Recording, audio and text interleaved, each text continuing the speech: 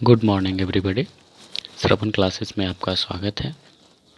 मैं बात कर रहा हूँ 10th क्लास के मैथ का ट्रिग्नोमेट्री चैप्टर की।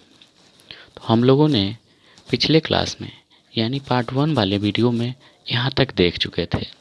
तो मैं आशा करता हूँ कि आप लोग बहुत ही अच्छे तरह से यहाँ तक समझ पाए होंगे। आज के वीडियो में मैं बात करूँगा इस चैप्टर से रिलेटेड जितने भी कॉन्सेप्ट होंगे सभी को मैं कंप्लीट करने का। तो अभी तक आप लोग हमारे यूट्यूब चैनल को सब्सक्राइब नहीं किए हैं तो please like share and subscribe my YouTube channel Shravan classes. तो 6 बेसिक फार्मूला हम लोगों ने पार्ट 1 वाले वीडियो में देख चुके थे, जिसको कि हमने यहाँ पे लिख भी रखे हैं।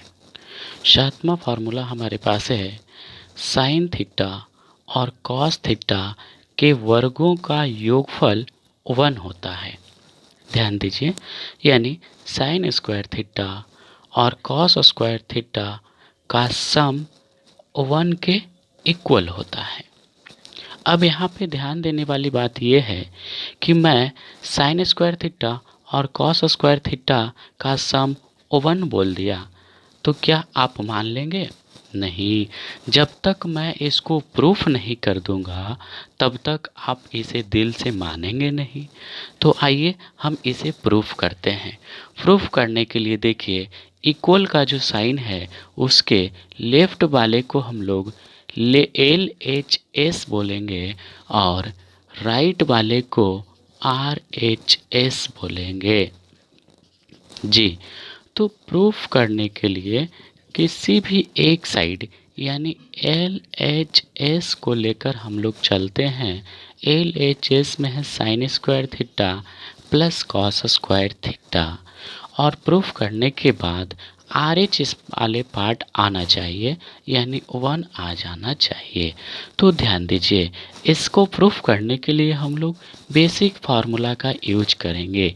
जी हाँ, तो साइन थीटा का बेसिक फार्मूला आप लोग यहाँ देख पा रहे होंगे। साइन थीटा का बेसिक फार्मूला क्या है? P/H। तो मैं साइन थीटा के स्थान पे P/H लिख दिया।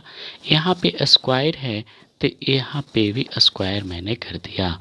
अब प्लस कॉस थीटा का बेसिक फार्मूला है B/H, यानी B/H का भी होल स्क्वायर। ध्यान दीजिए, ब्रैकेट हटाएंगे तो अंश का भी स्क्वायर और हर का भी स्क्वायर होगा। सेम कंडीशन यहाँ भी अप्लाई होगा, यानी B²/H²। ये देखिए, अब ये हमारा फ्रैक्शन आ गया यानी भिन्न आ गया, और भिन्न का क्या हो गया? जोड़ हो गया। तो भिन्न का जोड़ जानते हैं, हर का एलसीएम लिया जाता है। यहाँ भी H² है, यहाँ भी H² है, तो एलसीएम हमारा H² हो गया। अब इसके बाद इसको सॉल्व करने का प्रोसेस आप लोग जानते ही होंगे कि इस जो एलसीएम लिए हैं उसमें इसके हर से भाग देंगे। तो भाग देंगे तब तो सेम है, कट जाएगा यानी 1, और जो भागफल आता है उससे अंश में मल्टीप्लाई करके यहाँ पे लिखते हैं, यानी 1 से P² में मल्टीप्लाई करेंगे तो P² ही होगा, और प्लस सेम कंडीशन यहाँ पे, यानी यहाँ आ जाएगा B²। अब यहाँ पे ध्यान दीजिए, एक हमारा पाइथागोरस थ्योरम है जिसे हम लोग ज्योमेट्री में प्रूव करेंगे। पाइथागोरस थ्योरम है कि H² = P² प्लस B² होता है। तो यहाँ से आप लोग देख पा रहे होंगे कि P² प्लस B² का वैल्यू किसके इक्वल है? H² के इक्वल है। तो यानी P² प्लस B² के बदले में हम लोग यहाँ पे H² लिख सकते हैं, और डिनोमिनेटर में पहले से हमारा H² है, तो H² कट गया कितने बार में? एक बार में। अब आप ध्यान से देख पा रहे होंगे कि जो हम लोगों को RHS में 1 लाना था वो हम लोगों को आ गया, यानी LHS = RHS। अब आप लोग पूरे दिल से मान सकते हैं कि हाँ, sign square theta plus cos square theta का वैल्यू 1 होता है। इसके बाद 8वें नंबर पे जो हमारा फार्मूला होगा वो हम इसी से डिराइव करके बनाएंगे।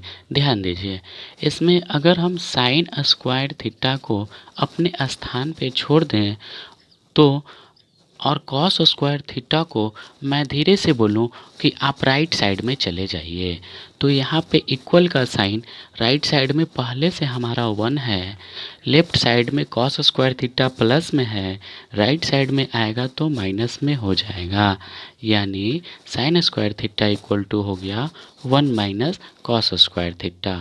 उसी तरह से 9वां नंबर फार्मूला होगा, यहाँ साइन स्क्वायर के जगह पे साइन थीटा, यहाँ से स्क्वायर हटा दिए तो सिर्फ साइन थीटा का फार्मूला क्या होगा, स्क्वायर राइट साइड में आएगा तो रूट हो जाएगा 1 माइनस कॉस स्क्वायर थीटा। उसी तरह से 10वां नंबर फार्मूला होगा, इस बार साइन स्क्वायर के रखे थे, अगली बार कॉस स्क्वायर को रखेंगे।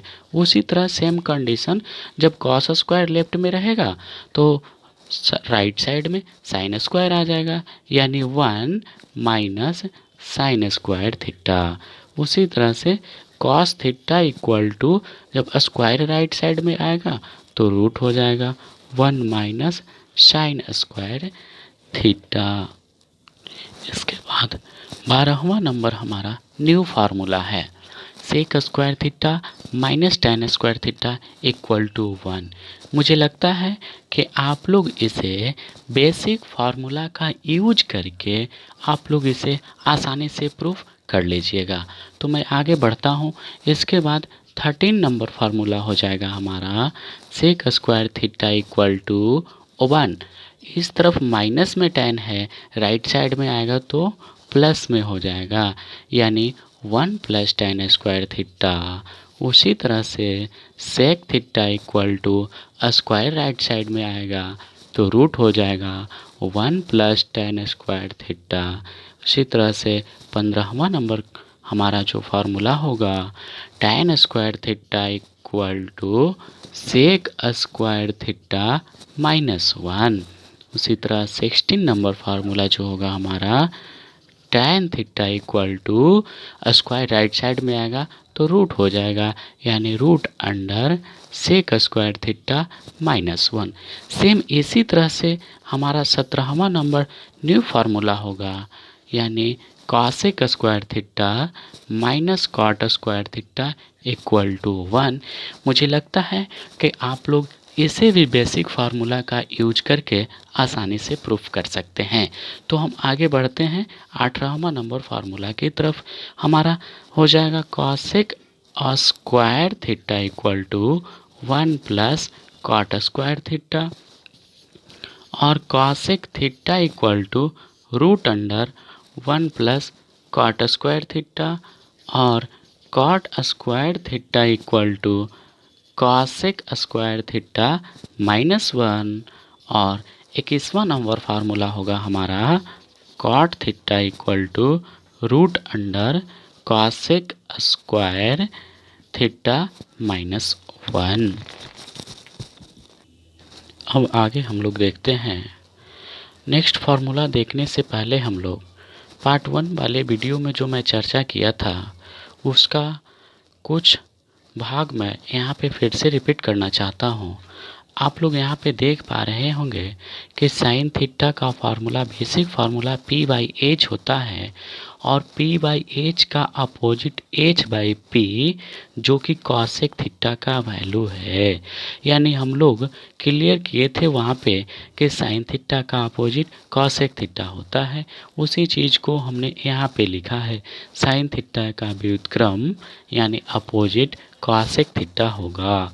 उसी तरह से आप लोग देख पा रहे होंगे कॉस थीटा का फार्मूला है B by H, B by H का अपोजिट H बाई B जो कि सेक थीटा का फार्मूला है, यानी कॉस थीटा का अपोजिट सेक थीटा हो गया। उसी तरह से टेन थीटा का फार्मूला P बाई B, और P बाई B का अपोजिट B बाई P है जो कि कॉट थीटा का फार्मूला है। तो यहाँ पे हमने लिखा है टेन थीटा का व्युत्क्रम यानी अपोजिट कॉट थीटा हो गया। तो सेम उसी तरह से रिवर्स होगा, कॉट थीटा का टैन थीटा, सेक थीटा का कॉस थीटा और कॉसेक थीटा का साइन थीटा। तो मुझे लगता है कि आप लोग यहाँ तक बिल्कुल अच्छी तरह से समझ पा रहे होंगे। तो हम लोग नेक्स्ट फार्मूला 22वें नंबर की ओर आगे बढ़ते हैं। 22वां नंबर हमारा फार्मूला है साइन थीटा। ध्यान दीजिएगा, साइन थीटा और उसके व्युत्क्रमों का गुणनफल 1 के बराबर होता है। साइन थीटा और उसके व्युत्क्रमों यानी व्युत्क्रम क्या है, कॉसेक थीटा का गुणनफल यानी गुना 1 के बराबर होता है। मैं तो कह रहा हूँ, लेकिन क्या आप इसे मानेंगे? नहीं, जब तक नहीं मानेंगे तब तक मैं प्रूफ नहीं कर दूँगा। अगर मैं प्रूफ कर दिया तब तो आप बहुत ही आसानी से समझ पाएंगे और मान भी लेंगे। तो देखिए, प्रूफ करने के लिए हम लोग इसका LHS वाले पार्ट को लिए हैं। LHS है हमारा sine theta into cosec theta. Proof करने के लिए वही तरीका हम यहाँ भी अपनाएंगे, यानी बेसिक फार्मूला का यूज करेंगे। साइन थीटा का बेसिक फार्मूला आप देख पा रहे होंगे, P/H है, तो हमने बहुत ही आसानी से यहाँ पे P/H लिख दिया। बीच में मल्टीप्लाई का साइन है तो मल्टीप्लाई का साइन सेम टू सेम रहने दिया है हमने। कॉसेक थीटा का बेसिक फार्मूला आप लोग देख पा रहे होंगे, H/P है। अब आप लोग क्रॉस जो है तिरछा तिरछी, इसको काटने के लिए सीखे होंगे भिन्न के गुना में। H से H कट गया और P से P कट गया, कुछ नहीं बचा यानी 1। और 1 जो कि आप लोग देख पा रहे होंगे, RHS में हमें 1 ही लाना था, जो कि बहुत ही आसानी से आ चुका है। हम लोग नेक्स्ट फार्मूला देखते हैं 23वां नंबर। और 23वां नंबर जो फार्मूला होगा हम लोग इसी से डिराइव करेंगे, यानी साइन थीटा को इस तरफ रखेंगे और कॉसेक थीटा को मैं राइट साइड जाने को बोलता हूँ। तो राइट साइड में पहले से 1 है, कॉसेक थीटा लेफ्ट साइड में इनटू में है, राइट साइड में आएगा तो डिवाइड में हो जाएगा, यानी sine theta equal to one by cosec theta हो गया। उसी तरह से 24 नंबर जो फार्मूला होगा, अब इस बार हमने कॉसेक थीटा को LHS में रखा है, तो RHS में क्या हो जाएगा, 1/साइन थीटा। अब हम लोग नेक्स्ट फार्मूला 25वां नंबर देखते हैं। 25वां नंबर हमारा न्यू फार्मूला है।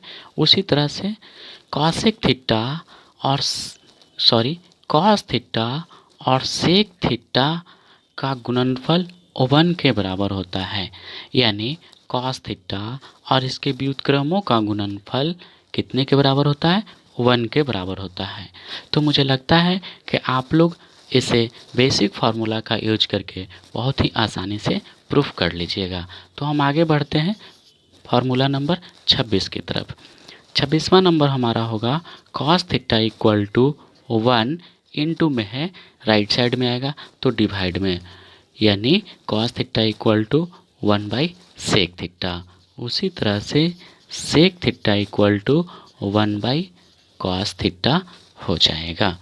उसी तरह से सेम हम आगे देखते हैं 28वां नंबर फार्मूला, टैन थीटा और इसके व्युत्क्रमों का गुणनफल 1 के बराबर होता है, यानी tan theta into cot theta equal to 1। तो मुझे लगता है कि आप लोग इसे भी बेसिक फार्मूला का यूज करके बहुत ही आसानी से प्रूफ कर लीजिएगा। तो मैं आगे बढ़ता हूँ फार्मूला नंबर 29 की तरफ। 29वां नंबर हो जाएगा tan theta equal to one by cot theta और 30वां नंबर हो जाएगा cot theta equal to one by tan theta.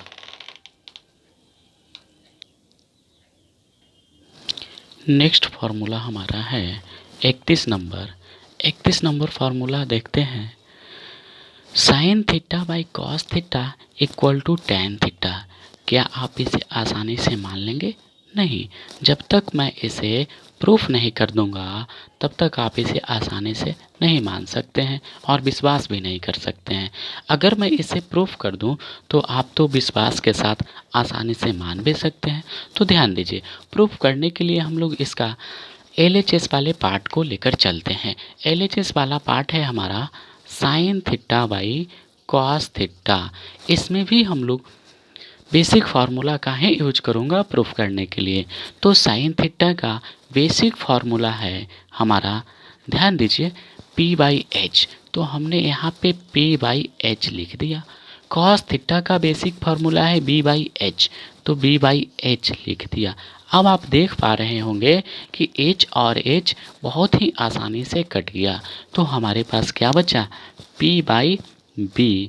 P by B आप लोग देख पा रहे होंगे कि P बाई B किसका फार्मूला है, टैन थीटा का, जो कि बहुत ही आसानी से आ गया। आप लोग देख पा रहे होंगे कि RHS में जो हमें लाना था यानी टैन थीटा, वो हमें आ चुका है।